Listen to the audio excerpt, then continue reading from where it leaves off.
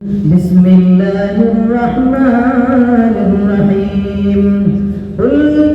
كنتم تحبون الله فاتبعوني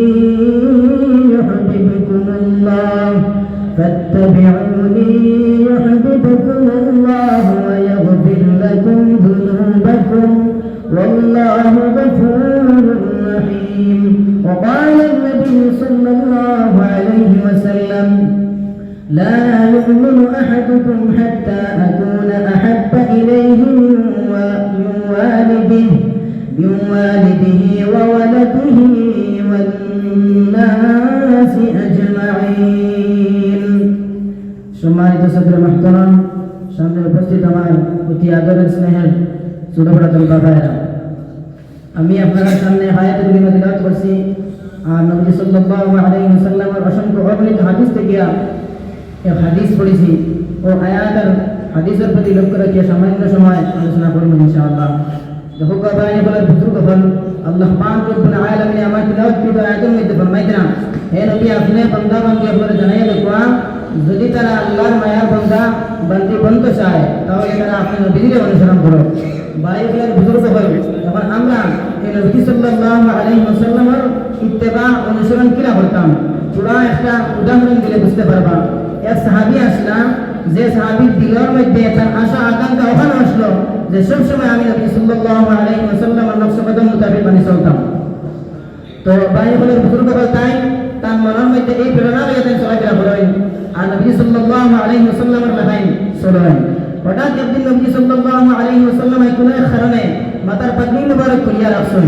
তখন এই সাহাবীর মাথাটা পাগড়ি আসলো, তাই তার মাথার তলে ওলা ও পাগড়িকে খুলছেন। খোলার পরে তাই নবী সাল্লাল্লাহু আলাইহি ওয়াসাল্লামের পাগড়ি মুবারকের লগে ও তার পাগড়িকে মাফ দিছেন। মাফ দিয়ে দেখা গেছে আপনার ইশারা পাগড়িকে লম্বা হয়ে গেছে গিয়া লগে লগে সাহাবী কিতা বলছেন ও লম্বা যতক্ষণ আসলো ফাটি পড়ে গেছে। বাইবেলের বুজুর্গ কি করবেন, এই সাহাবীর মাথার চুরিটা কারণ মতো ডাক্তার আসলো। নবী সাল্লাল্লাহু আলাইহি ওয়াসাল্লামের মাথার চুল সুন্নতি চুল আসলো, যখন তাই মাসলিয়া সাইটি দিতা খুব বেশি সুন্দর, খুব বেশি ভালো দেখা যাইত। এই সাহাবীরা চাইছেন যে তার মাথার চুল কিন্তু বলা সুন্দর করে আসিয়া সাইডে রাখতাম, কিন্তু তার মাথার চুরিটা তো কারণ নাই তাই লা করতে পারেন না। হঠাৎ তার মনের মধ্যে ওখানে আইল যে নবী সাল্লাল্লাহু আলাইহি ওয়াসাল্লামের মাথার চুলের মতো আমি আমার চুলটা বানাইতে পারি না, এই চুল আমি আমার মাথার মধ্যে রাখতাম না। এই কথা মনের মধ্যে আনিয়া ঘরের মধ্যে গেছেন, ঘরের মধ্যে গিয়া আপনার জুড়ালোর মধ্যে কিংবা তন্দারের মধ্যে লোহার একটা রড হারাইছেন, হারাই আগে গরম করছেন, গরম করে লগে লগে আপনার মাথার মধ্যে আঘাত করা আরম্ভ করছেন। আঘাত করার লাগিয়া চুল জ্বালানি তার উদ্দেশ্য, কিন্তু চুল জ্বালানি লাগিয়া বাইবেলের বুজুর্গ হল মাথার রক্ত পর্যন্ত,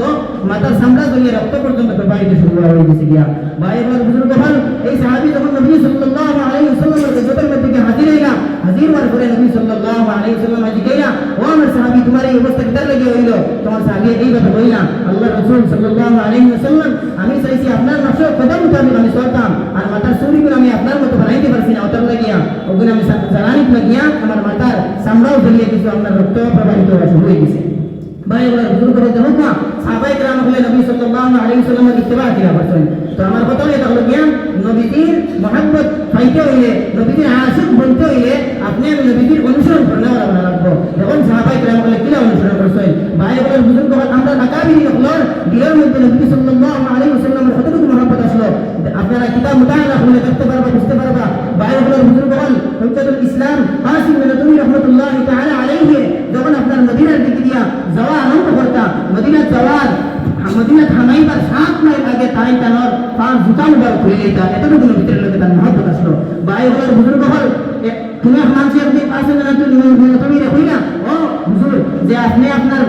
জুতাগুলো ফিন্দি রাখবা, কারণ রাস্তায় তো বেশ ভালো নাই, আপনি ফার্মিতে আঘাত পাইবা। বাইবেলের বুজুর্গ হল তখন কাসিম বিন নবী কইলা, আরে ভাই যে জমিনের মধ্যে যে রাস্তার মধ্যে নবী সাল্লাল্লাহু আলাইহি ওয়াসাল্লামের কদম মুবারক রাখছে ওই রাস্তার মধ্যে আমি আলাদা চালাই সাইকেল না আমার পা লাগতো। বাইবেলের বুজুর্গ হল দেখুন তারা দিলের মধ্যে কতটুকু মহব্বত আসলো। এখানেও শেষ নাই, হুসাইন আহমদ বদরী রাহমাতুল্লাহি তাআলা আলাইহি মসজিদে নববীর মধ্যে আপনার 10 বছর পর্যন্ত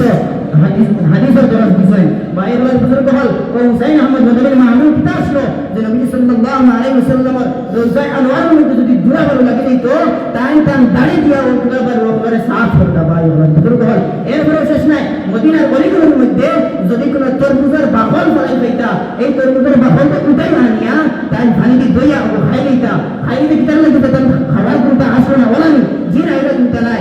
মনের মধ্যে খুব বেশি নবী সাল্লাল্লাহু আলাইহি ওয়াসাল্লামের মহব্বত আসলো তাই কখন বলতা যে রাস্তা পাই দিয়া নবী সাল্লাল্লাহু আলাইহি ওয়াসাল্লাম চলাফেরা করছেন ওই রাস্তার মধ্যে আপনার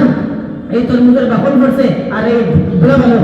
লাগাই কতার লাগে আমি কেন ভাইয়া আমার ভাই আমার বুজুর্গ কিনা শেষ নাই দেখো